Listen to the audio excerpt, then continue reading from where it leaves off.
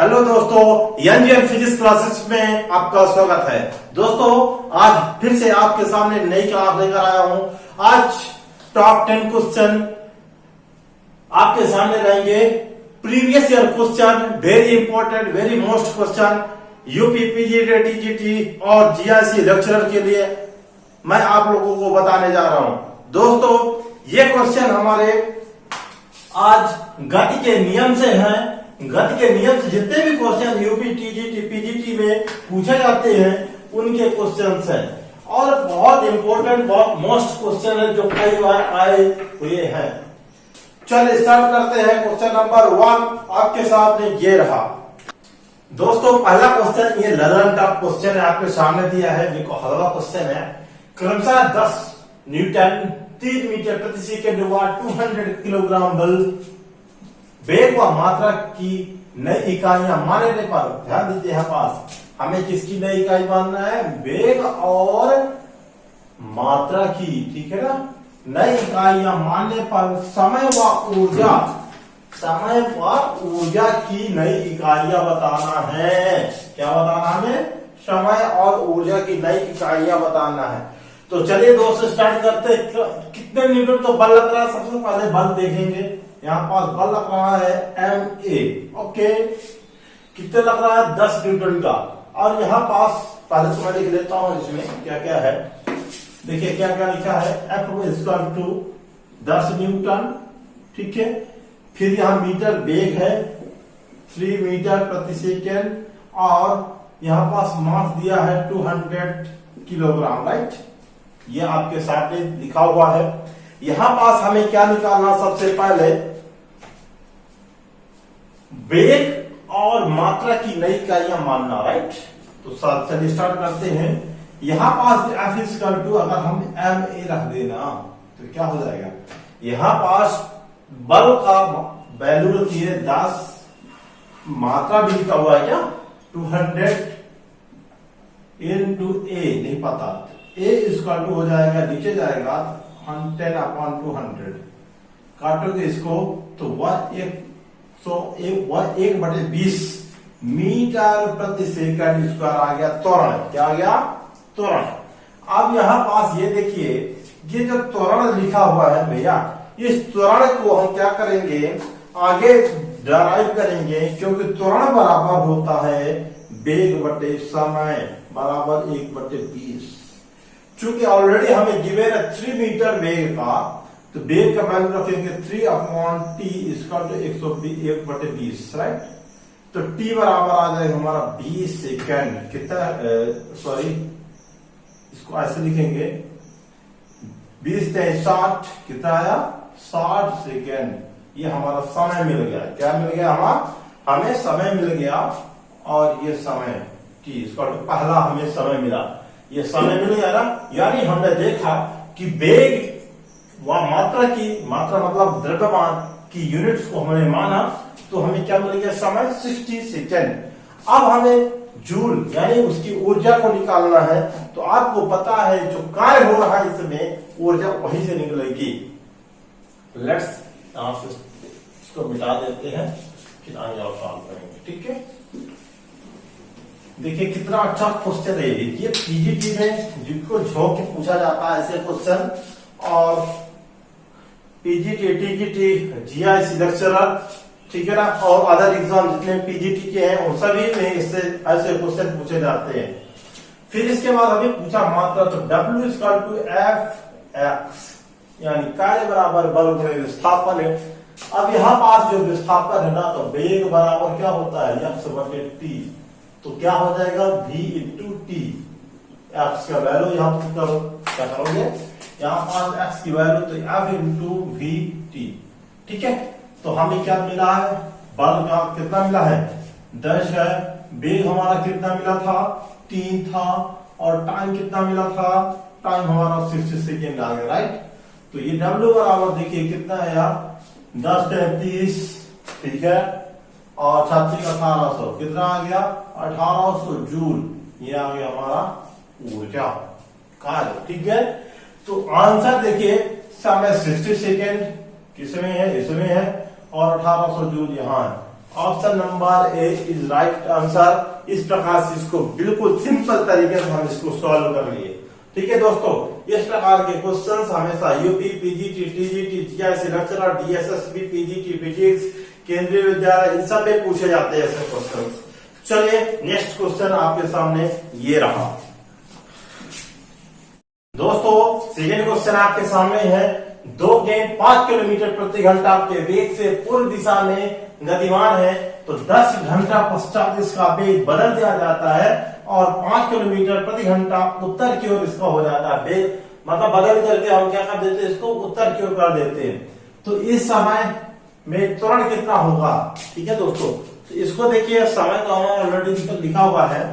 समय हमारा इसमें कितना है, ये जो दिया हुआ है इसका भी वेग 5 किलोमीटर है और यहां भी 5 किलोमीटर प्रति घंटा। ठीक है, तो हमें इसका क्या निकाल लेना, परिणामी निकाल लेना है। क्या निकाल लेना है?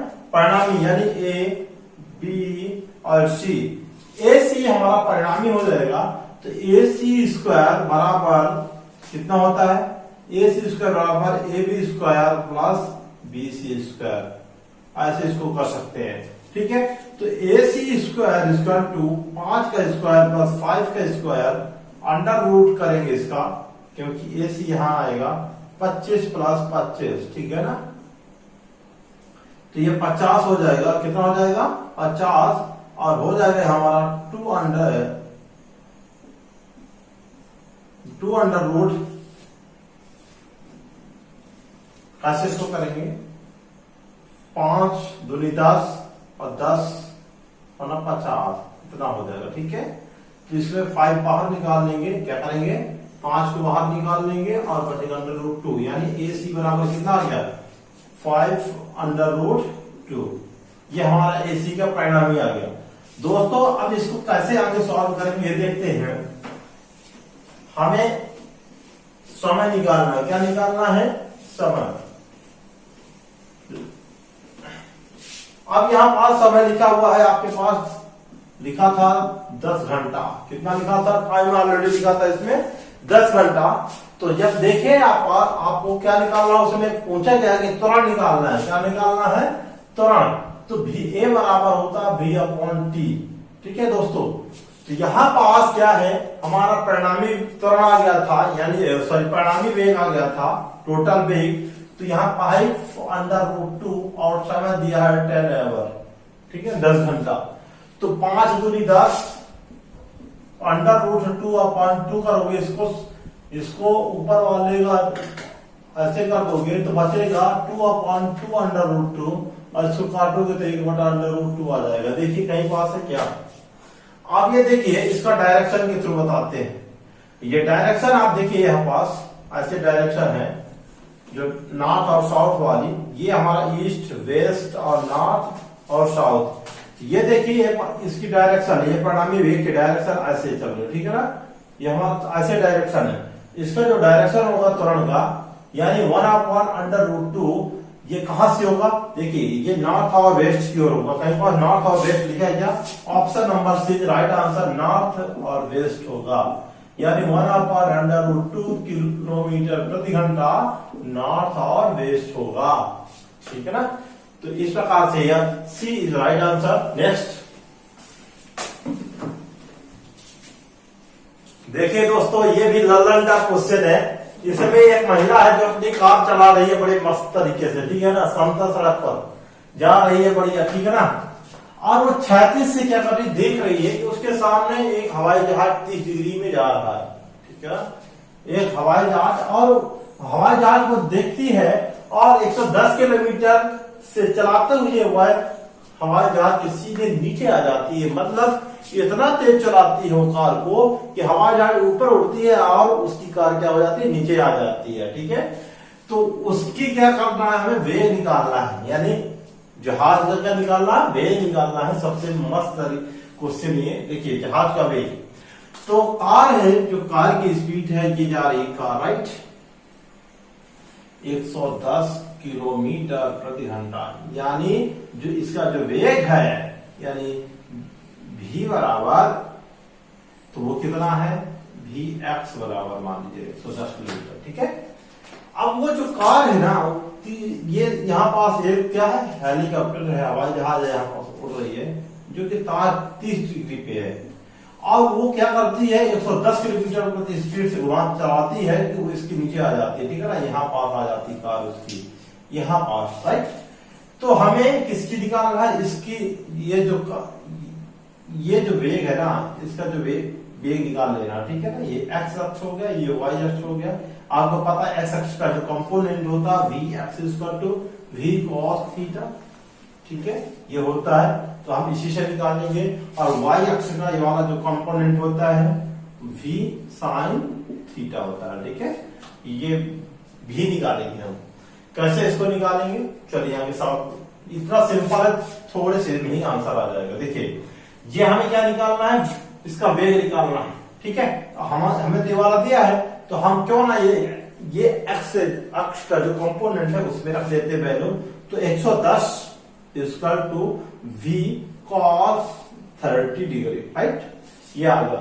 कॉस 30 का जो वैल्यू होता है कितना होता है, कितना होता है, कॉस 30 का जो वैल्यू होता है वो 1/2 होता है, v इंटू 1/2। तो v बराबर कितना हो जाएगा, 110 गुणे 2 बराबर 22, 22220 यानी मीटर किलोमीटर प्रति घंटा, यह आंसर हो गया। यानी इसकी स्पीड क्या होगी, इसकी स्पीड उस समय कितनी थी, इतनी थी, यानी उससे डबल थी कार से, 220 किलोमीटर प्रति घंटा। सी इज राइट आंसर। देखिए इतना बड़ा क्वेश्चन है, कितना छोटा आंसर, थोड़ा सा बुद्धि लगाने की आवश्यकता, बस हो गया, ठीक है दोस्तों। नेक्स्ट क्वेश्चन आपके सामने, क्वेश्चन नंबर 4 ये है दोस्तों। क्वेश्चन नंबर 4 ललन का क्वेश्चन आपके सामने है, बिल्कुल तगड़ा क्वेश्चन। h मीटर ऊंचाई के एक टावर के शीर्ष से, एक टावर है उसका ऊंचाई कितना है, देखिए भैया एक टावर है, उसकी ऊंचाई कितनी है, यहां से h मीटर है टोटल, राइट।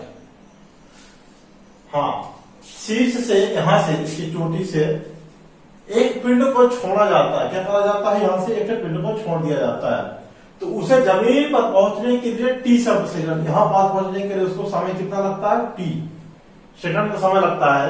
तो t समय पर वह पिंड कहां पर था, यानी t समय पर, कहां पास, t समय पास नहीं, t/2 पर, t/2 यानी हाफ सेकंड, हाफ समय पर वह पिंड कहां पर होगा, ये निकालना है, ठीक है। तो चलिए देखिए, कोई भी पिंड अगर ऊपर से नीचे की ओर गिरता है तो वहां पास उसका क्या होता है ना, जब ऊंचाई से नीचे की ओर गिरता है तो उसके लिए ऊंचाई का जो फॉर्मूला होता है, यानी वहां प्रारंभिक वेग 0 हो जाता है, और h square to half a square. अब जब ऊपर से गिरता है तो g स्क्वायर हो जाता है, तो h बराबर 1/2 gt स्क्वायर, ये हो गया इसकी ऊंचाई। अब क्या करते हैं, इसमें ये बताया गया है कि यदि दूसरी ऊंचाई अगर फाइंड करना है हमें, किसकी ऊंचाई, ये टोटल ऊंचाई इतनी होगी इसकी, h स्क्वायर पे इतनी होगी इसकी ऊंचाई, हाफ gt स्क्वायर। अब क्या करते हैं, जमीन पर पहुंचने के लिए t सेकंड पर, यानी हाफ सेकंड पर पिंड कहां रहा होगा, यानी इतने में वो कहां पास रहा होगा, इसकी ऊंचाई निकालते हैं। तो इसकी ऊंचाई हम मान लेते हैं कितनी है, इसकी ऊंचाई मान लेते हैं h डैश, और ये मान लेते हैं कितना है, इंटू समय कितना लगा था, आधा लगा है, t/2 का स्क्वायर कर दो, ठीक है दोस्तों। कैसे करेंगे इसको, इतना सिंपल है, क्या बताए, 1/2, यहां पास क्या करेंगे, t²/4, ठीक है। तो इसको हम कैसे कर लेंगे, 1/2 gt स्क्वायर अलग लिख लेंगे और 1/4 अलग लिख लेंगे, और यहां देखिए ये वाला वैल्यू उठा करके हम पुट कर देंगे, h डैश इक्वल टू, यहां पास क्या करेंगे, यहां पास h लिख लेंगे और 4 हो जाएगा, ठीक है। ये आ गया हमारा, क्या हो गया,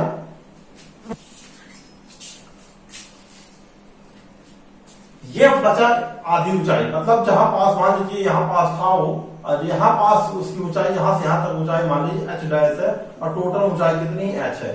इसमें से क्या करेंगे, दोनों ऊंचाई को निकालने के लिए, यानी h ऊंचाई निकालने के लिए ना दोस्तों, हमारा कितना है, h डैश इक्वल टू 4, कुल ऊंचाई में से हम क्या करेंगे, हम इसको h/4 आया ना, h dash equal to h/4 आ गया, और पहले वाली ऊंचाई कितनी थी, h थी। ठीक है, तो हम क्या करेंगे, इन दोनों को घटा देंगे, तो h में से h/4 घटाएंगे तो 3h/4 आ गया। ये हमें क्या होगा, जमीन से 3h मीटर पर होगा, कहां पास होगा, यानी इतनी ऊंचाई होगी उसकी। ठीक है ना दोस्तों, हम इसको ऐसे ही निकालेंगे। ठीक है, तो ये होगा हमारा चौथा क्वेश्चन, और option number C is right answer. Next question दोस्तों, क्वेश्चन नंबर 5 में क्या लिखा है, देखिए, एक लिफ्ट ए त्वरण के साथ नीचे की ओर आ रही है, ऊपर लिफ्ट लगी है, और उसका जो त्वरण है ए है, नीचे की ओर आ रहा है। ठीक है, एक आदमी लिफ्ट में एक गेंद फेंक देता, मान लीजिए मैं लिफ्ट में चढ़ा हूं और मैं क्या फेंक देता हूं, एक गेंद फेंक देता हूं। ठीक है, जैसे ही एक गेंद फेंका तो गेंद का त्वरण लिफ्ट में स्थित आदमी को, मतलब मेरे को उसका जो गेंद का जो त्वरण है ना, वो क्या समझ में आएगा। और एक आदमी जमीन पर खड़ा है, तो जमीन पर खड़े आदमी को जो गेंद का त्वरण है वो कैसा समझ में आएगा, ये देखना है। तो दोस्तों क्या होता है, जो बॉल है, यानी बॉल का एक्सेलरेशन, बॉल ऑफ एक्सेलरेशन, यानी बॉल का जो त्वरण है ए बी है, वो क्या है कि मान लीजिए फेंका, बॉल को फेंका, और मेरे त्वरण से उसके बॉल के त्वरण को और मेरे त्वरण को, यानी मैन के त्वरण को घटाना पड़ेगा। क्या करना पड़ेगा, घटाना पड़ेगा, यानी जो ये बॉल का त्वरण है उसके त्वरण को क्या करते हैं, घटा दे।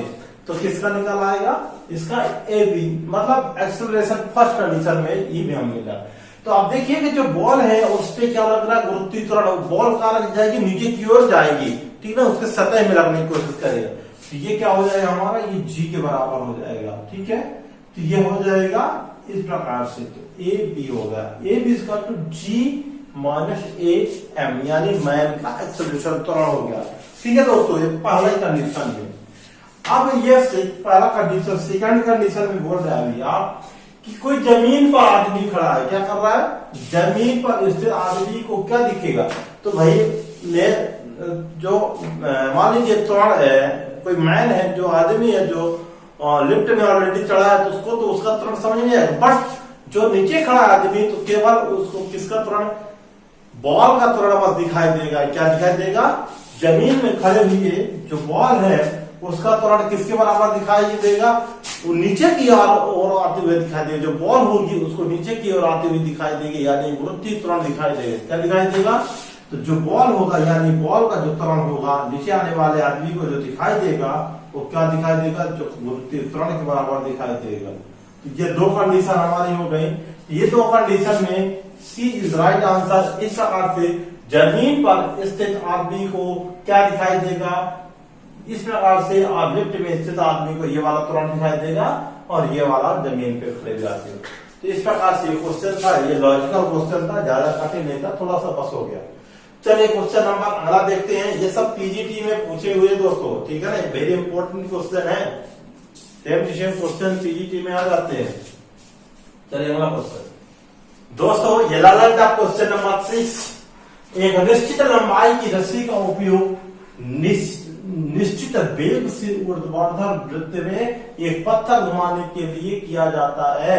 उस रस्सी में उत्पन्न होने वाला तनाव कितना होगा। हम गांव में पहले अपने गांव में क्या करते थे कि एक रस्सी में मान लीजिए धागा होता था, धागा में क्या करते थे, जाते थे घूमने, तो बच्चों के साथ जब हमारे साथी लोग रहते थे तो पत्थर में एक पत्थर रस्सी में बांध देते थे और ऐसे घुमाते थे और घुमा करके अच्छे से फेंक देते थे। तो जैसे जब हम इसको घुमाते थे या घुमाते हैं तो क्या होता है ना, ऐसे घुमाइए तो देखिए कि जो तनाव होगा ना डोरी का, तो नीचे से ऊपर ले जाने में ज्यादा होगा, ठीक है ना, यानी जो तनाव नीचे से ऊपर ले जाने में ज्यादा होगा, और जब ऊपर पहुंच जाएगी ना डोरी तो उसका तनाव नीचे की ओर आने में कम हो जाएगा। देखिए किस प्रकार से, मान लीजिए एक डोरी है ऐसे और सेंटर में इधर है, यहाँ एक पिंड है, यहाँ एक पिंड है, पिंड ए है और पिंड बी है। इस पिंड को मैं क्या है रस्सी से बांध देते, ऐसे क्या कर देते, रस्सी बांध देते हैं, तो जो इसका तनाव होगा ना यानी जो भार है इसका भार भी नीचे की ओर लगेगा, और जो तनाव होगा ना, तनाव क्या होगा, इसको तनाव भी इसका नीचे की ओर खींचेगा। मतलब पिंड ए है जो ना, तो उसका तनाव भी नीचे की ओर होगा। और अब मान लीजिए पिंड बी के लिए, तो पिंड बी के लिए इसका तनाव तो मतलब नीचे से ऊपर की ओर खींचेगा, ठीक है ना, तनाव ऊपर की ओर होगा, और जो भार होगा ना वो भार भी नीचे की ओर लगेगा, ये समझिए, ठीक है। तनाव, इसकी लंबाई L है, तनाव T से रिप्रेजेंट करते हैं। देखिए TA में अगर देखा जाए तो TA में जो तनाव है ना, तो ये कितने के बराबर होता है, इसकी जो यानी राउंड करता है mv²/r, ठीक है ना, रेडियस के थ्रू इसकी त्रिज्या है, ठीक है। इसको हम क्या बोलेंगे, mg। अब यहां देखिए ये क्योंकि इस पिंड से इसका तनाव भी अंदर की ओर लग रहा है और भार भी अंदर की ओर है, तो इसको घटाएंगे mv²/r, ठीक है। इतना क्या हो जाएगा, ये माइनस हो जाएगा, क्या हो जाएगा, माइनस हो जाएगा। अब यहाँ पास देखिए तनाव इधर भी बढ़ रहा है, इधर भी भार भी बढ़ रहा है, यहाँ पास टेंशन निकाल लेंगे पिंड बी के लिए, तो mg+mv²/r। तो इसमें देखिए वृत्त के शीर्ष में न्यूनतम होगा या अधिकतम होगा, तो इन दोनों के क्या कर देते हैं, मिलाते हैं जब ना। तो देखिए इसमें क्या है, आप ये देखिए इन दोनों की कंडीशन, इन दोनों कंडीशन देखिए कि ये अधिक लग रहा है पिंड बी में, तनाव किसमें लग रहा है, ये क्योंकि पॉजिटिव है, नेगेटिव है। तो आप देखिए पिंड बी में क्या होगा, अधिक होगा पिंड ए से, ठीक है ना, ये वाला आंसर सही होगा। और वृत्त के शीर्ष में जो ऊपर है, तो न्यूनतम क्या लगेगा, टेंशन लगेगा, कम बल लगेगा, तनाव कम लगेगा, ठीक है। इस प्रकार से हमारा क्या हो गया, question number 6 is completed. Next दोस्तों, ये इतना लल्ला क्वेश्चन है, बिल्कुल हलवा क्वेश्चन है, इसको तो ऐसे ही घुमा के फेंक दोगे। देखो कैसे घुमा के फेंकते हैं। यदि कण की स्थिति यदि y में है, तो y = इतना 3t³ + t² + 5 दिया है, तो t बराबर 0 पर तुरंत क्या होगा, हमें एक्सेलरेशन निकालना है। बहुत मजेदार क्वेश्चन है, इसको देख करके आधे लोग पकड़ के आ जाते हैं। कैसे क्वेश्चन है, देखिए यहाँ पास y बराबर क्या लिखा हमारा, 3t³ + t² + 5 इतना लिखा है ना। तो हमें क्या निकालना, त्वरण। तो ये हमारी स्थिति है, आपको पता होना चाहिए कि विस्थापन बटे कितना होता है, समय, वो किसका होता है, वेग का। इसको पहले क्या करते हैं, इसका अवकलन करते हैं, dy/dt क्या करते हैं, क्योंकि यहाँ विस्थापन स्थिति है, ये किसके बराबर होता है, वेग के बराबर, विस्थापन बटे समय। जब इसका हम अवकलन करते हैं तो ये कितना हो जाता है, 93π² प्लस, क्योंकि अवकलन की कंडीशन में मान लीजिए जब हम x की घात n का अवकलन करते हैं dx के साथ, तो n(x) और n-1 हो जाता है, ऐसा हो जाता है, ठीक है। तो ये क्या होता है, इसका जब हम अवकलन करते हैं, यानी सॉरी d/dx के साथ, ठीक है ना, तो अवकलन करेंगे तो इसका फॉर्मूला कैसे बनेगा, n-n, ये हमारा फॉर्मूला होता है इसके लिए, पावर के लिए, ठीक है। अब यहाँ देखिए जब इसको हम, ये भी ऐसे 2 आगे आएगा, तो 2 और 2 - 1 तो 1 हो जाएगा, ये अचर है, गायब हो गया। ये वेग आ गया, अभी वेग तक पहुंचे, त्वरण तक जाएंगे। तो त्वरण को निकालने के लिए क्या करेंगे, dv/dt, फिर इसका एक बार अवकलन कर दें, तो ये क्या हो जाएगा, 9 × 2 = 18 हो जाएगा, और t यहाँ से 2 - 1 यानी 1 आएगा, और यहाँ पास 2 आएगा। अब दोस्तों लिखा यहाँ पास त्वरण जब आ जाएगा तो t बराबर 0 पर, t बराबर 2 पर, तो a बराबर क्या लिखना है, यहाँ पास समय कितना, t बराबर 2 रखना है, ठीक है। तो 18 गुणे क्या करोगे, 2 + 2, 18 × 2 = 36 और 2 = 38, क्या कहीं पास आया क्या, ये आ गया मीटर प्रति सेकंड, इसका आंसर हो 38 मीटर प्रति सेकंड स्क्वायर।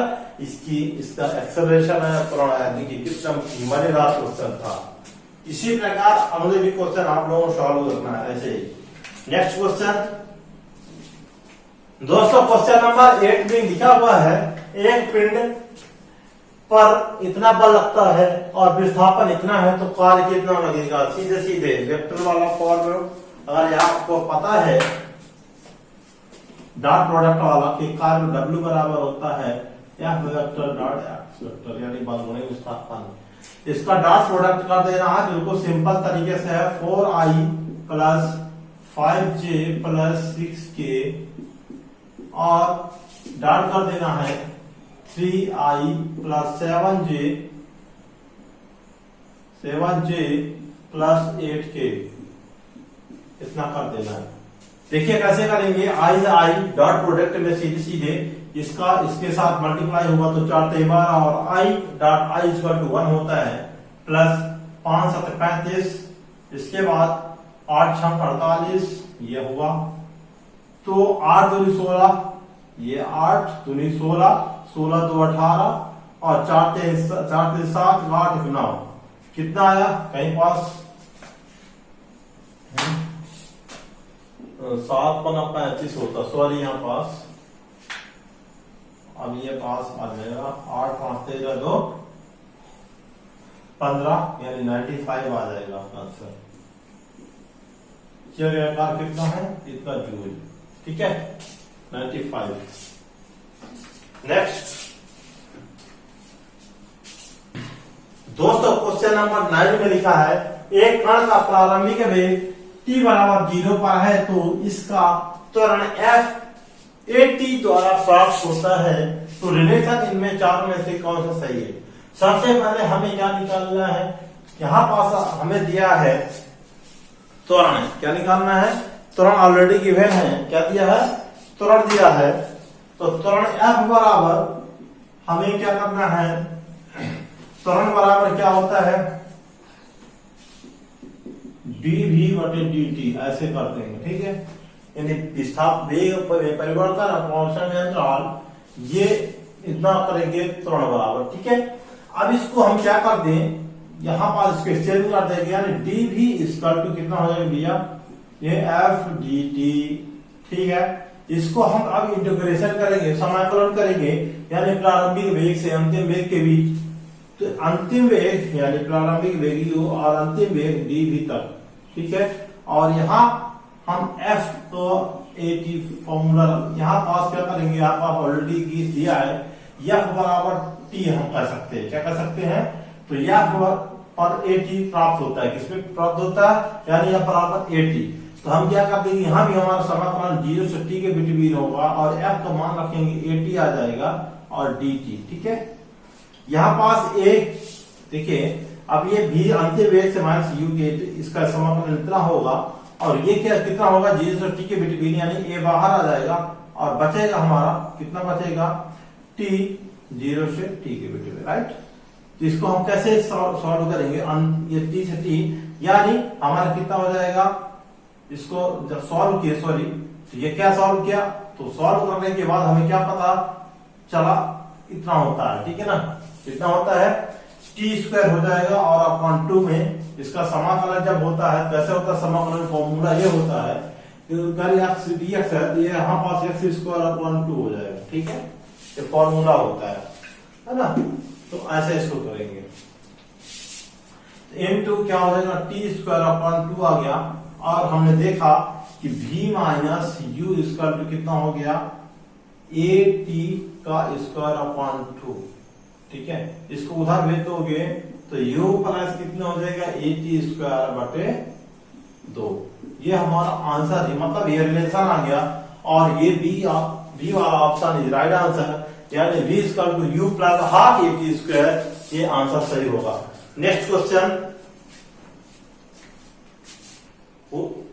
दोस्तों, क्वेश्चन नंबर 10, एक गेंद जिसकी गतिज ऊर्जा E है क्षैतिज से 45 डिग्री पर फेंकी जाती है, तो उड़ान के उच्चतम बिंदु पर इसकी गतिज ऊर्जा कितनी होगी। वेरी सिंपल क्वेश्चन है।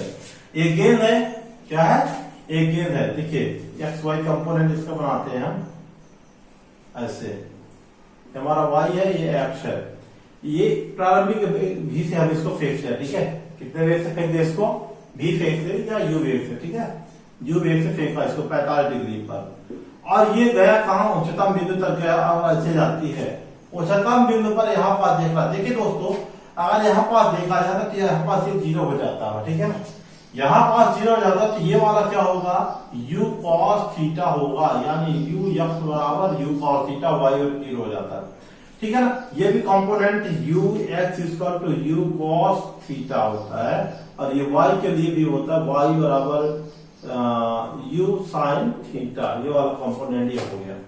अब ये बोला है कि 45 डिग्री पर उड़ान के लिए फेंका जाता है, तो यहाँ 45 डिग्री आ जाएगा, क्या आ जाएगा, 45 डिग्री आ जाएगा, यहाँ 45 डिग्री आ जाएगा, और यहाँ 45 डिग्री लिखते हैं, ठीक है ना, सभी 45 डिग्री।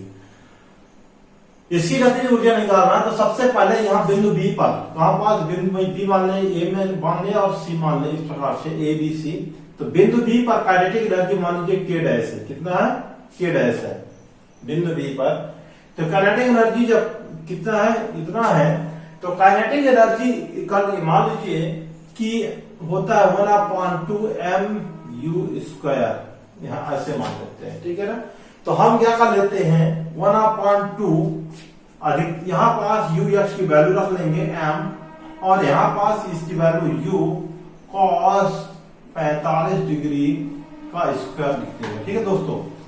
तो कैसे करेंगे इसको, 1/2 m into u square into 1/√2, 45 का वैल्यू पुट करोगे ऐसे आएगा, ठीक है। इसको ऊपर से सॉल्व करेंगे,